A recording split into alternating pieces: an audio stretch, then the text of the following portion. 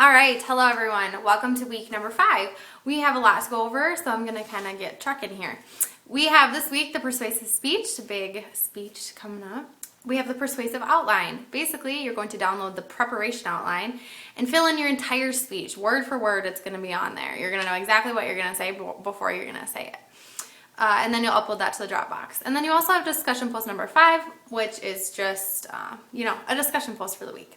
So what we want to basically talk about today is obviously the persuasive speech. What I wanted to do first is I wanted to just give a run. What I'm going to do today is I've uploaded a preparation outline example, which is really nice because basically it's exactly how you'll do yours. I just have my speech flooded in there. Well, today I have my speech. It's written out on a piece of paper. Do not do this. Do not do this. I'm giving you 5 note cards, and basically each note card, we have the intro, the conclusion, and then 1, 2, 3, the mini theses. But ironically enough, your intro and conclusion should be completely memorized. So when you stand here and you give the conclusion, you're not going to have your note card up in front of you. It should be memorized. That's how you get the strong delivery points there. Also, your introduction needs a strategy. So what that means is you're not just going to get up here and say, hey, what's up? I'm Katie, and this is my speech. There should be something. And in the PowerPoint, which you absolutely have to look at this week to do well in this speech, it gives you different strategies. There's rhetorical questions. You can tell a story. You can give a statistic, a startling statistic. It just needs to be something to start your speech out aside from this is my thesis and my 3 mini theses.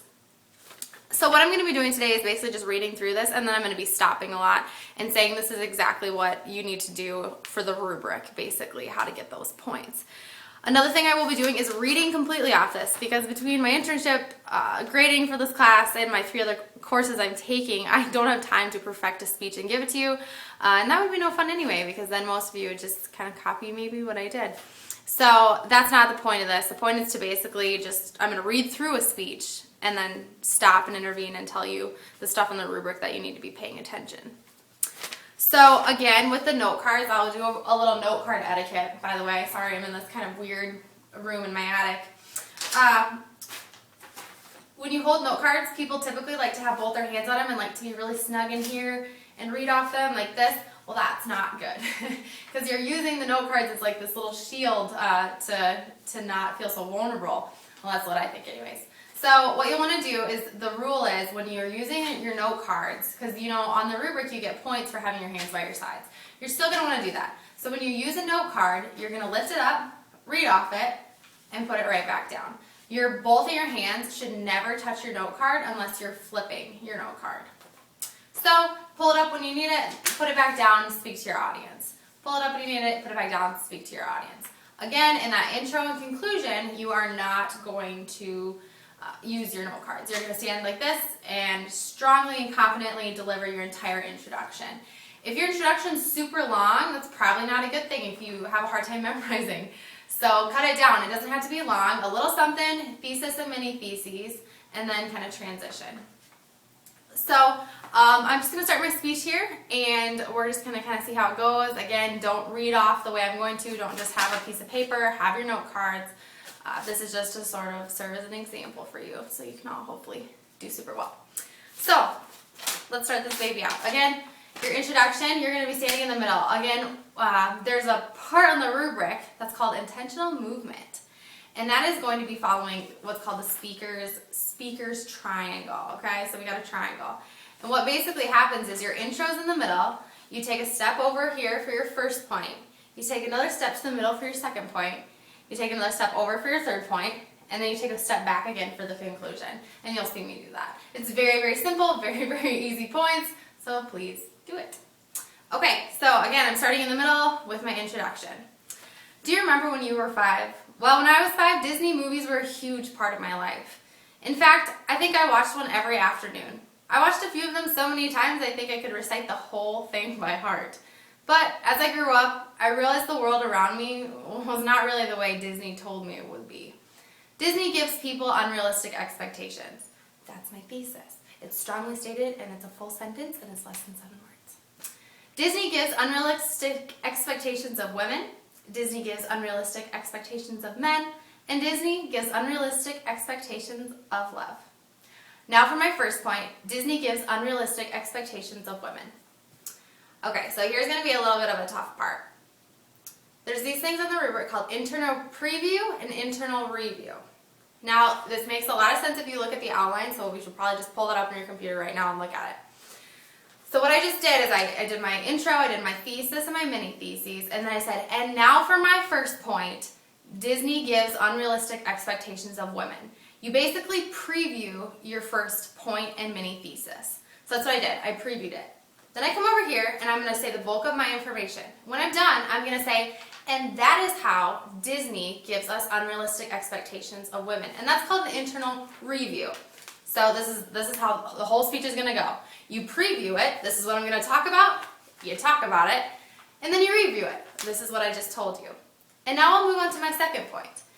So follow along with that as I continue to go here. It's a little confusing. It'll make more sense with the PowerPoint and the outline. Okay, so I'm going to go back to my first point.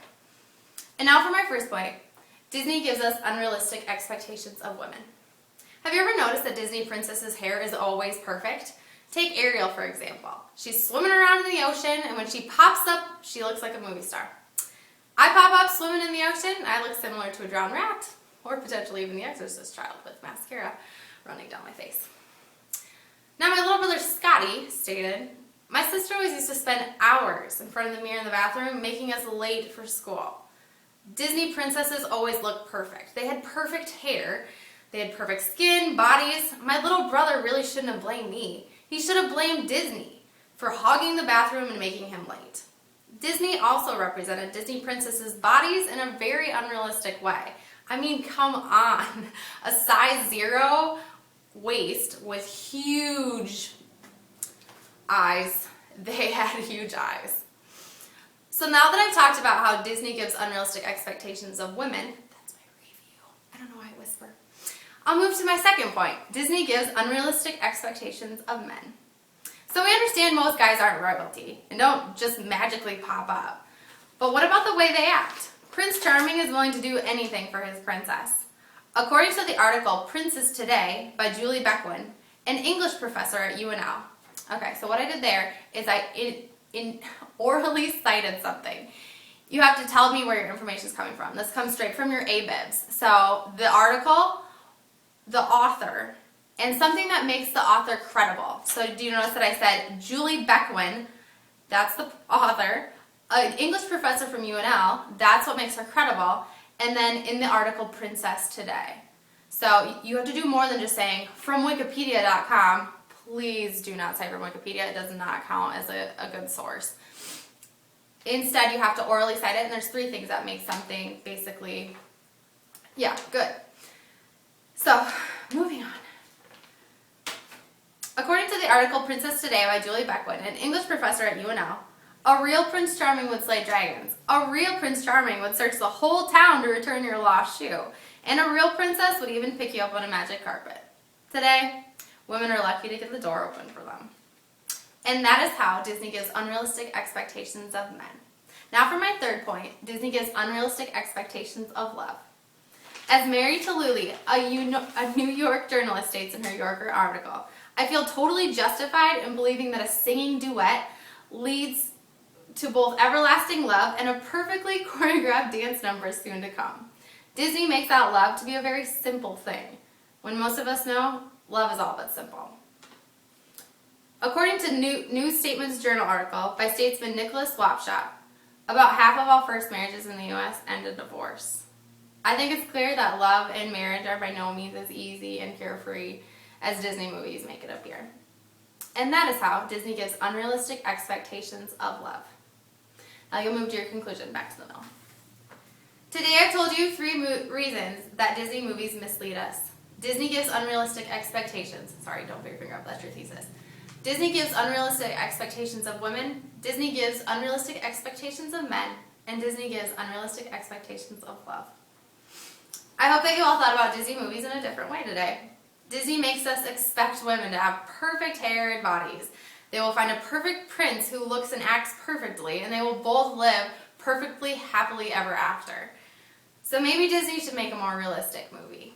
A movie about a princess who dates 7 million jerks until she finally becomes Facebook official with one who is completely wrong for her. Now that may be more realistic, but let's face it, how many of us would go see that movie? And then what you'll do is, as unawkwardly as possible, and it's probably just gonna be awkward the way it is, go out to the camera and show me your note cards and count 1, 2, 3, 4, 5, just to like prove it to me. If you want to say like, what's up, Katie? Hi, you can. If you don't want to, if you just want to do it and shut the camera off, that's fine too. Just, yeah, you're done. So that's kind of just a general idea of what this speech should look like.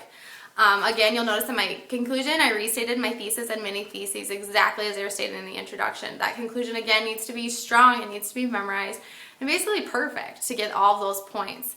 You'll notice that my body stance is, my weight is, you know, here, it's not shifting to the sides. We get nervous and we start doing weird things, and, you know, it's just, it's normal, and hopefully you guys see that on your own videos and think, oh, maybe I should try to stand a little more still. The only other thing I wanted to say is this is not how I truly believe that Disney has just doomed us all to not do well with relationships, and that it's silly, and it's a very lighthearted, just funny, random speech I came up with once. So don't take it seriously. I by no means think Disney has made relationships more difficult, and I'm by no means a relationship expert. So that's just sort of a side note. As far as the speech goes, if you have any other questions, like I always say, just go ahead and email me. It does need to be 4 to 5 minutes long. There's 15 seconds leeway on both sides, however. So 3:45 to 5:15 I will accept. Otherwise, it's 10% off. If you hand it in late, it's 10% per day that it's late I take off, which really stinks and starts adding up because then I grade down from there. And then if you do not have audience members, it is also 20% off. Some of you are really funny and like will introduce your audience members, which I totally, you have no idea how much I enjoy that. If you want to introduce your audience members, go ahead. Otherwise, I'm so excited. The list was just fantastic of topics. So email me with questions. I may watch this again and think, oh crud, I forgot. I totally dropped the ball and didn't explain this thing on the rubric. Speaking of that, your conclusion also needs a strategy, and that's something that's different. So the intro needs something extra, the conclusion needs something extra. But like I said, if you are looking at that PowerPoint, if you are looking at the assignment under content, I mean, I completely explain everything for you. And those of you who do email me, you know that I really get back to you as quick as I can, and I try to help you out as best I can. Even if you have a question, are my thesis and mini theses good, Katie?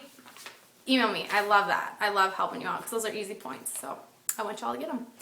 Anyway, hope you're having a good day. I will see you later.